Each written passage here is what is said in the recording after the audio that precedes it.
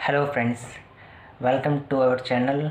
And आज हम शुरू करने जा रहे हैं बीएससी सेकेंड ईयर का जो फर्स्ट चैप्टर है, फर्स्ट यूनिट एरोमेटिक हाइड्रोकार्बन्स, उसका बेसिक जो फर्स्ट लेक्चर आज शुरू करने जा रहे हैं, जिसके अंदर आज हम कुछ बेसिक टर्म्स के बारे में जानेंगे। शुरू करते हैं। देखिए, एरोमेटिक हाइड्रोकार्बन्स क्या होते हैं, यहाँ से शुरू करते हैं। स्टार्टिंग में जब कंपाउंड्स निकाले गए कुछ, तो उनमें से कुछ में प्लेजेंट स्मेल्स, जो ऑर्गेनिक कंपाउंड्स हैं उनमें से कुछ प्लेजेंट स्मेल आती थी, ठीक है।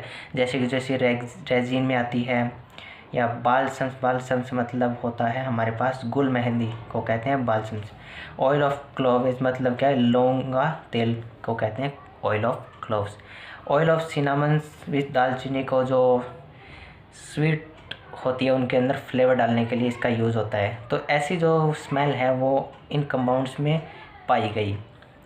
ये काफ़ी डिफरेंस है जो एलिफेटिक जो कंपाउंड होते हैं हमारे नॉर्मल एल्केन एल्कीन एल्काइंस थे, उससे काफ़ी थोड़े डिफरेंट थे, इसलिए इसका नाम क्या है, एरोमेटिक पड़ा, ठीक है।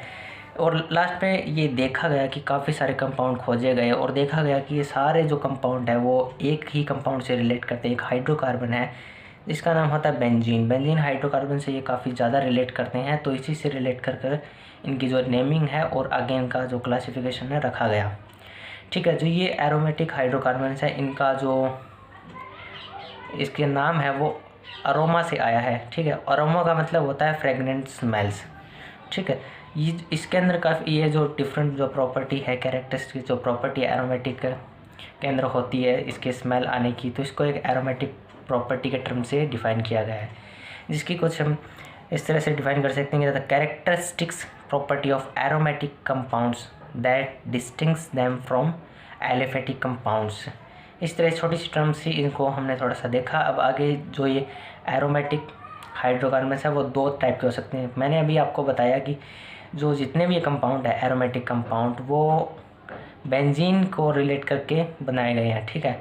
तो ये दो टाइप के हो सकते हैं। अब या तो किसी कंपाउंड में बेंजीन प्रेजेंट होगा या नहीं होगा, उस बेस के ऊपर इसको दो टाइप में बांटा गया है, ठीक है। पहला बेंजीनॉइड। बेंजीनॉइड वो कंपाउंड्स होते हैं, वो हाइड्रोकार्बन्स है जिनमें कम से कम एक बेंजीन रिंग है वो प्रेजेंट होनी चाहिए। कम से कम वो कंपाउंड है, वो हाइड्रोकार्बन है, वो at least one benzene ring contain करे, तो उसके अंदर उसको कहेंगे हम बेंजीनॉइड, ठीक है। बेंजीनॉइड उसके एग्जांपल जैसे कि टोल्यून है, एनिलीन है, फिनोल, नैप्थालीन, ये इसके एग्जांपल हैं बेंजीनॉइड्स के। नॉन बेंजीनॉइड वो है जिसके अंदर एक भी बेंजीन रिंग है वो प्रेजेंट नहीं होनी चाहिए उस हाइड्रोकार्बन से उस पर्टिकुलर कंपाउंड के अंदर, जैसे कि फ्यूरान है, थायोफीन है, साइक्लोपेंटेंडाइन, अनाइन, इनके अंदर क्या है, बेंजीन रिंग प्रेजेंट नहीं होती है। आप इनके स्ट्रक्चर देखोगे तो इसके अंदर प्रेजेंट नहीं मिलेगी आपको। आगे एक टर्म आती है छोटी सी, एरीन्स, ठीक है। एरीन्स एरोमेटिक हाइड्रोकार्बन्स ही होते हैं एक टाइप के, जिसके अंदर जब बेंजीन रिंग होती है, बेंजीन के ऊपर जब हम एल्केन, अल्काइन या एल्केनाइल ग्रुप को डायरेक्टली लिंक कर देते हैं बेंजीन रिंग के साथ, तो उसको हम एरीन का नाम दिया गया है और कुछ नहीं। जनरल में हम इनको एरोमेटिक हाइड्रोकार्बन का ही नाम देते हैं। इसके एग्जांपल देखते हैं आगे।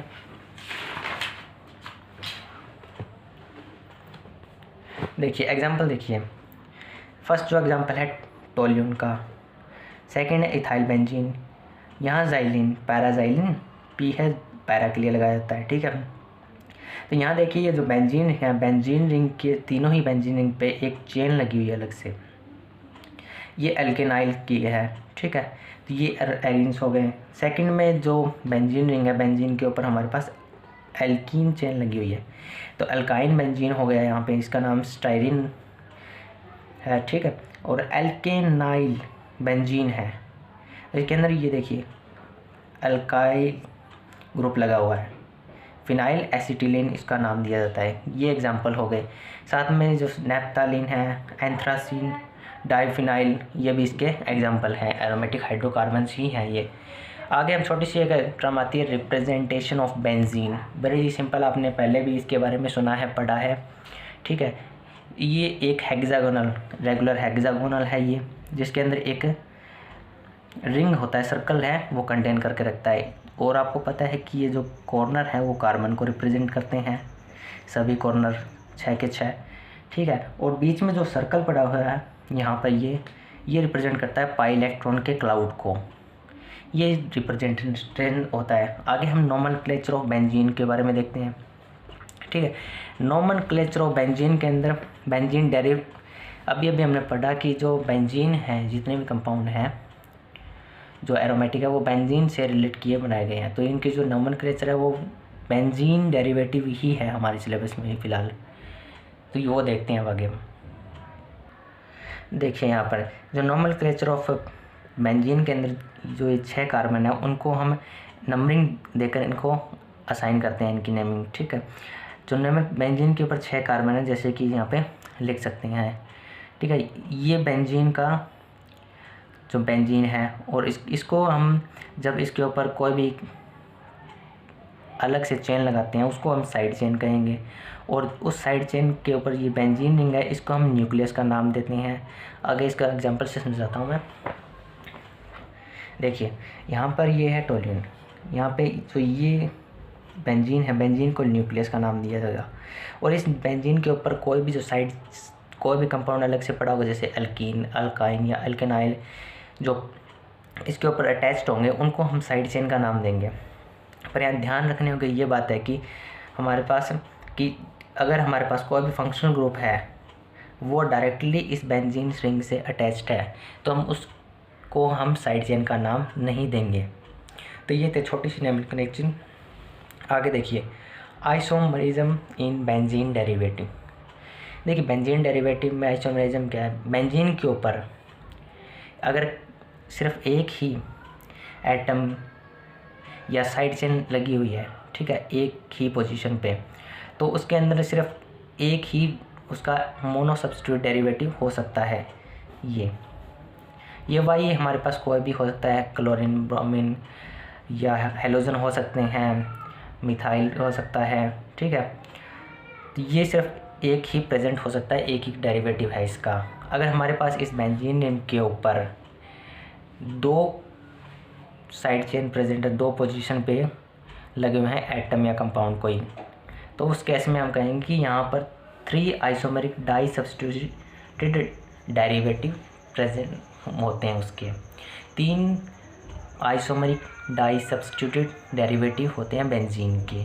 जो पहला होता है वो ऑर्था होता है, दूसरा मेटा, तीसरा पैरा होता है, ठीक है। पोजीशन आपको पता है कि ये तो तीनों में सेम है। अगर ये दूसरे या 6th पोजीशन पे लगा हुआ है तो इसको हम ऑर्थो का नाम दिया गया है, ठीक है। यह 4th या 3rd एंड 5th पे लगा हुआ है, ठीक है, तो इसको हम मेटा कहेंगे। 1st, 2nd, 3rd, 4th, 5th, 6th, ठीक है। इस 2 पोजीशन पे लगा हुआ तो इसको मेटा कहेंगे, इन 2 पोजीशन पे है तो इसको ऑर्थो का नाम देंगे, ठीक है। अगर यहाँ पे लगा हुआ है जैसे इस तरह पैरा का नाम दिया जाएगा। ये थी 2 तक की, ठीक है, डाई सब्स्टिट्यूशन की।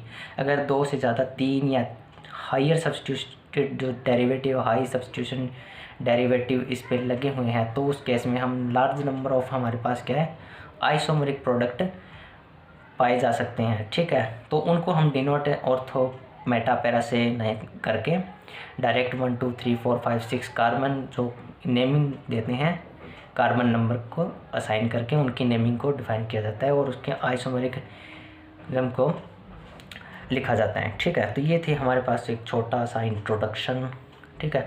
नेक्स्ट लेक्चर में हम बात करेंगे बेंजीन, स्ट्रक्चर ऑफ बेंजीन, जो मॉलिक्यूलर फार्मूला क्या होता है, केमिकल प्रॉपर्टीज़ क्या होती है, जो डिफरेंट टाइप जितने भी जो स्ट्रक्चर्स हैं बेंजीन के उनको हम डिटेल में डिस्कस करेंगे। सो अगर आपको कुछ भी चैनल पे सीखने को मिला है तो आप चैनल को सब्सक्राइब कर सकते हैं और बेल आइकन को प्रेस करना न भूलें। वीडियो को लाइक कर दीजिए अगर अच्छी लगी हो तो, अपने दोस्तों को शेयर करना भी न भूलें।